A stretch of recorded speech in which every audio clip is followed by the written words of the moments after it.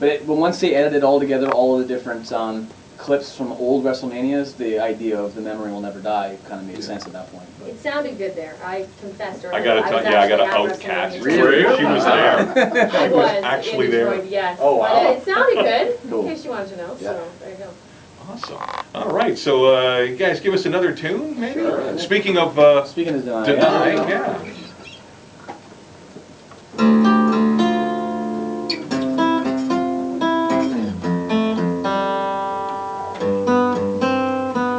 Day I woke up and you were gone. The whole day wondering what I did wrong. It's like I'm falling from a mountain top.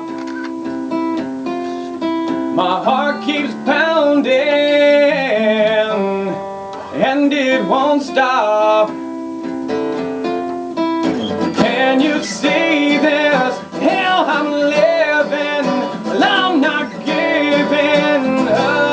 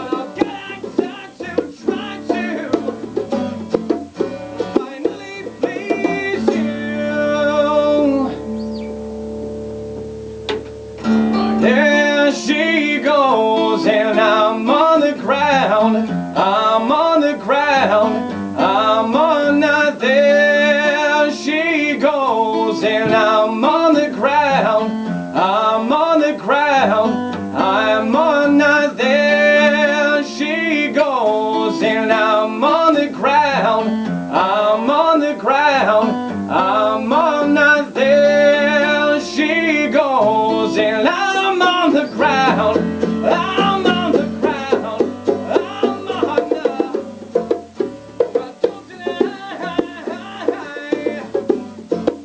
but I have to beat you, need you. Well, can I try to finally please you? Will you grow to me? Will you fall with me? I'll never grow to you. I've done it all for you.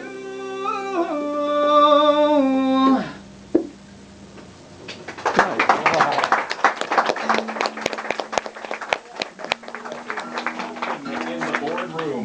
All right. Great show. Awesome. That was Deny. And again, as Jeremy said, hurrah!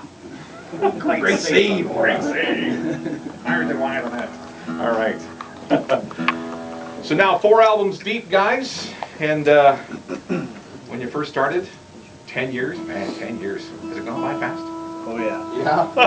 Except for the last 4 years, wait for this record to come out. Other than that, it's been pretty quick. Yeah. Well, we noticed that you know your One Thing Remains came out in 2005, and then it's been 4 years. Yep. What's going on between Yeah, that? we need to know. There you go. It was just we were finished the record December of '07, and We were thinking an early '08 release, and about a month or two before, we were talking about releasing the record. The label in the States went bankrupt. Got in some legal problems and had to do some legal stuff. So we got put through all the court proceedings, and we got passed from one hand to the other with our hands completely tied. And finally, we landed on EMI Canada, and we're good to go. That just took a year and a half. We were merely an asset for 2.5 years. So. Yeah. Worth the Not wait, people, though. not people. As opposed to like saving an asset like stocks and stuff like that, where you can, you know, they don't need to feed their families or eat and stuff like that. So. Great. Well, now, of course, like 8 years since you guys had the first album, pretty much. Yep. Going into it at the beginning, you had visions of what the industry would be like, and I know you, like you said, that you've been around there before that. But when you finally get the hit record and stuff, what's the most surprising thing you learned about the music industry after all this time now, being a veteran? That you don't become rich after you sign your record contract. That's the most surprising thing, is it? What about for any of you guys? Any surprises? I can't remember now. It just seems a lot more glamorous, you would think, right? Yeah. The touring and all that stuff, and it's The tour bus isn't super glamorous? Not with no. 8 dudes in it. Let me paint you a picture. Yeah, okay. Everybody's raised like chili on their rider, so it's not good. Oh, no. It's basically, when everyone goes to bed, you got a bunk hallway, and there could be up to 12 guys in there. It's a Oh, lot I of, can imagine. it's a lot of bum and breath. If it's a good night. Yeah. Oh, that too. Missed that. So how does the writing process work? Is it the same every time? Is it different? Generally, we've always, I mean, everyone does it differently, but we've often come up with the music first, and then we try and be kind of strategic with the lyrics and melodies in after that. So, I mean, that's often the way we've done it, but we've also written with some other people too, and gone about it different ways, and starting with different things first. So We worked with Bob Marlette for the second time. He did the last record of ours too, and the third record. And this time during the pre-production, during the writing process, he came up a couple times and sat down with us. So it's kind of like a fifth member of the band. yeah, we basically crafted the whole thing with them, which is cool. Yeah, it was great. Awesome. Well, the new album sounds absolutely amazing. We're already 3 tracks deep on it on Cool FM, and the response is when we do the cool or not cool, and we don't have to mention we don't usually mention the artist or song titles when we test them. The cool or not cool says here's a song, stands on its own, and we throw it on. But every time we throw something on from you guys, no matter if it's new and no one's ever heard of it, they go, oh yeah, Default. Ah, cool. Is that tough to remain a little different, to try and expand and broaden your horizons, yet not lose your identity and your sound? Or not sound like you're posing. Or so, yeah. We've never, Yeah. honestly, I can say for all of us, we've never put any thought into that. We just No.